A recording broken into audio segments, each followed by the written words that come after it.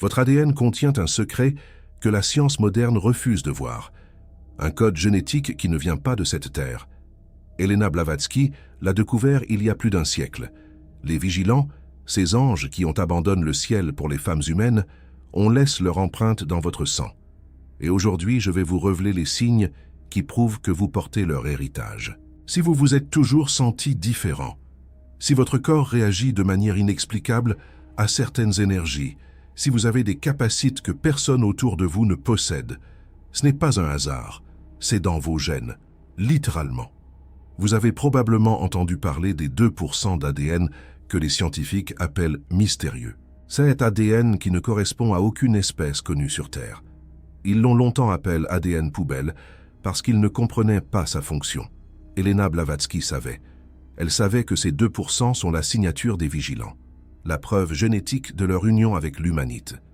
Dans les prochaines minutes, vous allez comprendre pourquoi certains humains possèdent des dons que d'autres n'ont pas, pourquoi certaines lignées familiales sont marquées par des phénomènes étranges génération après génération, et comment activer ce code dormant qui attend en vous depuis des millénaires. Il y a 200 000 ans, selon les textes que Blavatsky a étudiés au Tibet, 200 anges ont fait un choix irréversible. Ils ont quitté leur dimension céleste pour s'incarner sur Terre. Le livre d'Enoch les appelle les vigilants, les gardiens, ceux qui devaient observer l'humanité sans jamais intervenir. Mais ils sont tombés amoureux. Les femmes humaines de cette époque possédaient une beauté que ces êtres célestes n'avaient jamais contemplée. Une beauté physique, oui, mais aussi une beauté de l'âme. Cette capacité d'aimer avec une intensité que les anges, dans leur perfection froide, ne connaissaient pas. Ils ont fait un pacte, tous ensemble, sur le mont Hermon.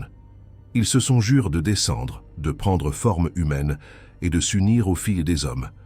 Chacun savait que c'était une transgression cosmique. Chacun savait qu'il n'y aurait pas de retour possible. Et pourtant ils l'ont fait.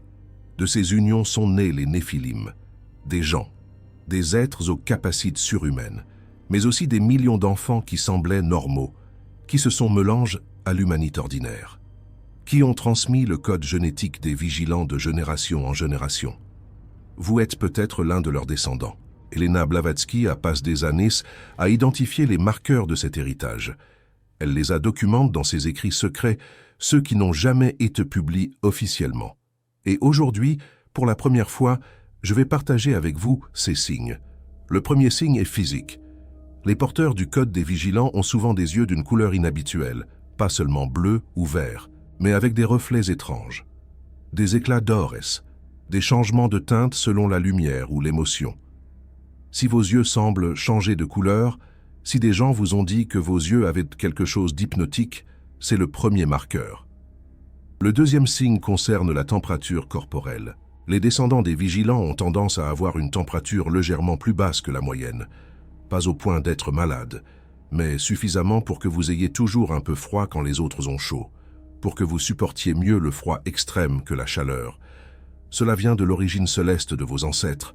Les dimensions supérieures sont plus froides que notre monde dense. Le troisième signe est la sensibilité électromagnétique. Votre corps réagit aux appareils électroniques d'une manière que vous ne pouvez pas expliquer. Les montres s'arrêtent quand vous les portez. Les lampadaires s'éteignent quand vous passez dessous. Les ordinateurs bougent en votre présence. Ce n'est pas une coïncidence. Votre champ énergétique est plus puissant que celui des humains ordinaires. Il interfère avec les technologies électromagnétiques. Vous vous souvenez quand j'ai mentionné les 2% d'ADN mystérieux. Les scientifiques ont découvert quelque chose de troublant. Cet ADN semble s'activer dans certaines conditions. Stress extrême, méditation profonde, expérience de mort imminente. C'est comme si ce code attendait un signal pour se réveiller. Helena Blavatsky appelait cela l'éveil du sang. Le moment où le patrimoine génétique des vigilants cesse d'être dormant et commence à exprimer ses propriétés. Les personnes qui vivent cet éveil rapportent toutes des expériences similaires. Soudainement, elles perçoivent des choses que les autres ne voient pas. Des auras autour des personnes, des entités dans leur vision périphérique, des présages dans leurs rêves. Ce ne sont pas des hallucinations, c'est la perception élargie qui était encodée dans leur ADN depuis le début. Laissez-moi vous parler de quelque chose que très peu de gens connaissent, Les vigilants n'ont pas seulement transmis leurs gènes, ils ont aussi transmis des mémoires, des souvenirs en code directement dans l'ADN. La science moderne commence tout juste à découvrir ce phénomène. Il l'appelle mémoire génétique ou héritage épigénétique. Mais Blavatsky le savait depuis longtemps. Elle expliquait que certaines personnes portent en elles les souvenirs de leurs ancêtres célestes, des images du ciel avant la chute, des connaissances sur le fonctionnement de l'univers, des techniques spirituelles qui semblent leur venir naturellement sans qu'elles les aient jamais apprises. Si vous avez déjà eu l'impression de savoir des choses que vous n'avez jamais étudiées, si certains sujets ésotériques vous semblent familiers dès la première lecture, si vous avez des rêves récurrents de volets, de dimensions lumineuses, d'êtres aux ailes immenses, ce sont les mémoires des vigilants qui remontent à la surface. Le quatrième signe est la relation particulière avec les animaux. Les descendants des vigilants attirent les animaux d'une manière inexplicable. Les chats les fixent pendant de longues minutes. Les chiens s'approchent d'eux spontanément. Les oiseaux se posent près d'eux sans crainte. C'est parce que les animaux perçoivent le champ énergétique différent. Ils reconnaissent quelque chose de non humain, de céleste, dans votre essence. Le cinquième signe concerne les rêves. Pas n'importe quel rêve. Des rêves de vol. Des rêves où vous avez des ailes. Des rêves où vous êtes immense, Jean, regardant l'humanité depuis une hauteur vertigineuse. Ces rêves ne sont pas symboliques. Ce sont des mémoires ancestrales, les échos de ce que vos ancêtres vigilants vivaient avant leur chute. Elena rencontre des dizaines de personnes qui faisaient ces rêves. Elle leur a expliqué ce qu'ils signifiaient vraiment. Et quand ces personnes ont compris leur héritage, quelque chose a changé en elles, comme si la reconnaissance consciente avait activé un niveau supplémentaire de leur ADN. Je vais maintenant vous révéler quelque chose de crucial. Le code génétique des vigilants n'est pas juste passif, il peut être actif, amplifie, développe. Les vigilants eux-mêmes ont laissé des instructions pour cela, des techniques transmises oralement pendant des millénaires. Elena les a récupérées auprès des maîtres tibétains qui les gardaient. La première technique s'appelle la respiration du ciel. Elle consiste à respirer d'une manière spécifique pendant que vous visualisez une lumière blanche entrant par le sommet de votre crâne et descendant le long de votre colonne vertébrale. Cette pratique active les segments dormants de votre ADN. Elle réveille les capacités latentes. Les premiers effets se manifestent généralement après quelques semaines de pratique quotidienne. Une intuition plus aiguisée, une capacité accrue à percevoir les mensonges, une sensibilité aux énergies des lieux et des personnes. Ce sont les premiers signes que votre code génétique commence à s'exprimer pleinement. Mais attention, activer ce code n'est pas sans risque. Les vigilants ont été punis pour leur transgression. Et ceux qui portent leur héritage peuvent attirer l'attention des mêmes forces qui les ont chassés du ciel. Elena a averti que l'éveil du sang attirait aussi les archontes, ces entités qui cherchent à maintenir l'humanité dans l'ignorance. Si vous décidez d'activer votre héritage génétique, vous devez être prêt à faire face à des résistances, des obstacles qui semblent surgir de nulle part, des personnes qui soudainement se retournent contre vous, des pensées négatives qui envahissent votre esprit.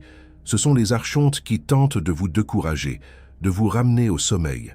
Le sixième signe des descendants des vigilants est justement cette résistance. Si votre vie a toujours été marquée par des obstacles inexplicables, si chaque fois que vous essayez d'évoluer spirituellement, quelque chose vient vous bloquer, ce n'est pas de la malchance. C'est la preuve que les forces obscures vous ont identifié comme une menace. Elles savent ce que vous pourriez devenir si vous vous éveillez pleinement. Elena Blavatsky elle-même a subi ces attaques toute sa vie. Elle a été calomniée, persécutée, accusée de fraude.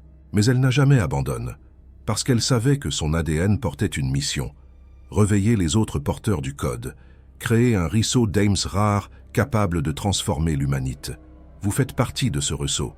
Si vous avez écouté jusqu'ici, si ces mots résonnent dans votre être comme une vérité longtemps oubliée, vous portez le code des vigilants, et il est temps que vous le sachiez.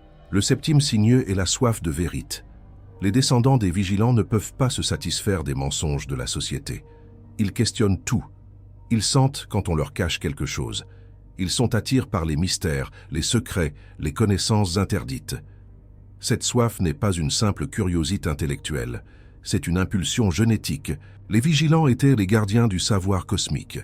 Leurs descendants héritent de cette fonction. Maintenant, laissez-moi vous parler des lignées. Tous les descendants des vigilants ne sont pas égaux. Certaines familles en préservent le code plus intact que d'autres. Ces lignées sont souvent marquées par des histoires étranges. Des ancêtres qui avaient des dons, des grands-parents qui voyaient des choses, des secrets de famille concernant des capacités inexplicables. Helena a identifié certaines régions du monde où ces lignées sont plus concentrées, le Caucase, le nord de l'Inde, certaines parties de l'Écosse et de l'Irlande, le Pays basque. Ces régions ont été des refuges pour les descendants des Néphilim après le déluge. Les familles qui en sont originaires ont une probabilité plus élevée de porter le code actif. Mais ne vous découragez pas si votre famille ne vient pas de ces régions. Le code des vigilants s'est répandu partout sur la planète au fil des millénaires. Il peut se manifester dans n'importe quelle ligne, parfois après des générations de dormance. Si vous sentez que votre âme vibrait en écoutant cette révélation, sachez que YouTube a créé un moyen pour les porteurs du code de se reconnaître entre eux. Ce cœur d'or en dessous de la vidéo, le Super Thanks. Quand un descendant des vigilants envoie ce signe à un autre, il active quelque chose de profond. Helena l'appelait la résonance du sang, une connexion qui transcende le temps et l'espace. Ce n'est pas une question d'argent, c'est un acte de reconnaissance génétique. Une âme qui dit à une autre « je porte le même code que toi ». Chaque Super Thanks renforce le ruisseau des éveils. Revenons maintenant aux capacités spécifiques que le code des vigilants peut conférer. Les vigilants possédèrent des pouvoirs que les humains ont perdus. La télépathie, la précognition, la capacité de manipuler la matière par la pensée. Ces pouvoirs sont en code dans l'ADN de leurs descendants. Ils attendent d'être réveillés. Helena a rencontré des personnes dont le code était particulièrement actif. L'une d'elles pouvait guérir par imposition des mains. Une autre lisait les pensées aussi facilement que vous lisez un livre. Une troisième avait des visions du futur d'une précision troublante. Toutes partagèrent les mêmes signes physiques, les mêmes expériences de vie, les mêmes luttes contre les forces qui tentaient de les maintenir endormis. Le huitième signe est la capacité de guérison. Les descendants des vigilants ont souvent des mains qui chauffent spontanément, une énergie qui semble sortir de leurs paumes. Quand ils touchent une personne malade ou souffrante, quelque chose se passe. Pas toujours une guérison complète, mais un soulagement, un apaisement, une énergie de vie qui se transmet. Si vos mains chauffent parfois sans raison, si les gens se sentent mieux après que vous les ayez touchés, si les animaux viennent vers vous quand ils sont malades ou blessent, c'est le don de guérison des vigilants qui s'exprime à travers vous. Le 9e signe concerne le sommeil. Les porteurs du code ont souvent des troubles du sommeil, pas parce que quelque chose ne va pas, mais parce que leur corps astral est particulièrement actif la nuit. Ils voyagent dans d'autres dimensions, ils reçoivent des enseignements, ils rencontrent d'autres âmes. Leur sommeil est un travail, pas un repos. Si vous vous réveillez souvent fatigué, malgré de longues heures de sommeil, si vous avez l'impression d'avoir vécu des expériences intenses pendant la nuit sans pouvoir vous en souvenir clairement, si vous vous réveillez avec des connaissances nouvelles, des idées qui semblent venir de nulle part, votre corps astral travaille pendant que votre corps physique dort. Helena recommandait aux porteurs du code de tenir un journal de rêve, d'écrire immédiatement au réveil tout ce dont ils se souvenaient. Avec le temps, les souvenirs deviennent plus clairs. Les enseignements reçus pendant le sommeil peuvent être ramenés à la conscience de veille. Le 10e signe est peut-être le plus important. C'est la solitude. Les descendants des vigilants se sentent seuls même au milieu de la foule. Ils ont du mal à se connecter profondément avec les humains ordinaires. Ils cherchent quelque chose que la plupart des gens ne peuvent pas leur donner. Une connexion d'âme à âme, une reconnaissance mutuelle de ce qu'ils sont vraiment. Cette solitude n'est pas une malédiction, c'est un appel. L'appel à trouver les autres porteurs du code, à former des connexions avec ceux qui partagent le même héritage, à créer une communauté d'âmes rares qui se soutiennent mutuellement dans leur éveil. Vous n'êtes pas seul, vous ne l'avez jamais été, mais vous avez cherché au mauvais endroit. Vous avez cherché parmi ceux qui ne peuvent pas vous comprendre. Les autres porteurs du code sont là, quelque part. Et quand vous vous trouverez, vous reconnaîtrez immédiatement. Helena décrivait ces rencontres comme des retrouvailles, comme si les âmes se reconnaissaient d'une vie à l'autre, d'une dimension à l'autre. Le code génétique crée un lien qui transcende le temps et l'espace. Maintenant, je vais vous parler des responsabilités. Porter le code des vigilants n'est pas un privilège sans contrepartie. C'est une mission. Les vigilants ont failli à leur devoir original. Ils devaient observer et guider l'humanité. Au lieu de cela, ils se sont laissés distraire par leurs désirs. Leurs descendants héritent de cette mission inachevée. Vous êtes ici pour aider l'humanité à évoluer, pour utiliser vos dons au service de quelque chose de plus grand que vous, pour être un pont entre les dimensions, un canal par lequel la lumière peut descendre dans ce monde dense. Si vous utilisez vos capacités uniquement pour votre bénéfice personnel, elles s'atrophieront. C'est une loi cosmique. Les dons qui ne servent pas se retirent. Mais si vous les mettez au service de l'évolution collective, ils se renforcent, ils se développent, ils atteignent des niveaux que vous ne pouvez pas encore imaginer. Elena passe sa vie entière à servir, malgré la maladie, malgré les attaques, malgré l'incompréhension. Et jusqu'à son dernier souffle, ses capacités ont continué à croître, parce qu'elle avait compris cette loi fondamentale. Le pouvoir est donné pour être partagé. Voici maintenant une révélation finale. Les vigilants n'ont pas tous été punis de la même manière. Certains d'entre eux ont réussi à se racheter. Ils ont utilisé leur temps sur Terre pour enseigner à l'humanité des choses précieuses. L'écriture, l'astronomie, la médecine, les arts. Ces vigilants ont été pardonnés. Ils sont devenus ce qu'Elena appelait les maîtres ascensionnés. Et leurs descendants portent un code génétique particulier. Un code qui inclut non seulement les capacités des vigilants originels, mais aussi la rédemption. La sagesse acquise à travers l'erreur et le repentir. Si vous portez ce code, vous portez aussi cette sagesse. Elle est là dans votre ADN, attendant que vous y accédiez. La méditation est la clé. Pas n'importe quelle méditation. Une méditation qui vise spécifiquement à accéder aux mémoires génétiques. Elena laisse des instructions précises. Vous vous asseyez dans le silence. Vous portez votre attention sur votre sang. Vous sentez votre pouls. Et vous demandez à votre ADN de vous parler. Les premiers temps, vous n'entendrez rien. Mais avec la persévérance, des images commenceront à venir. Des connaissances, des sensations, des fragments de mémoire qui ne sont pas les vôtres, mais qui sont pourtant en vous. C'est le code des vigilants qui s'éveille, qui vous transmet ce qu'il contient.